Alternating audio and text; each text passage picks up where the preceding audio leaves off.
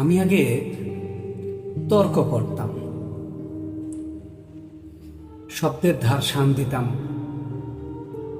যুক্তির আগুনে মানুষ পুড়িয়ে নিজেকে প্রমাণ করতে চাইতাম যে আমি সঠিক।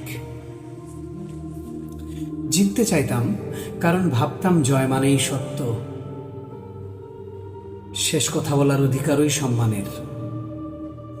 কিন্তু একদিন দেখলাম তর্কে জিতে মানুষ হারাচ্ছি,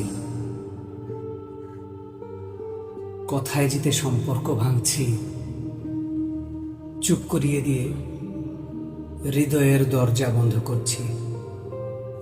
তখন বুঝলাম জয় মানেই সবসময় বিজয় নয়, কারো মুখ থামিয়ে দেয়া তার হৃদয় জয় করা নয়। এখন আমি আর তর্ক করি না, কারণ জানি সব প্রশ্নের উত্তর শব্দে দিতে হয় না, কিছু উত্তর নীরবতাও দেয়। যে তারপরেও যদি ভেতরে এক ধরনের শূন্যতা বাজে, তবে সে কিসের বিজয়? আমি এখন হারতে শিখেছি,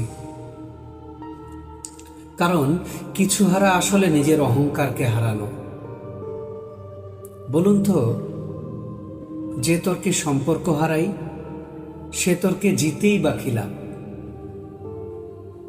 আজকাল তাই চুপ থাকি, কারণ বুঝেছি সবচেয়ে বড় বিজয় কাউকে হারানো নয়, নিজেকে বদলানো। ধন্যবাদ।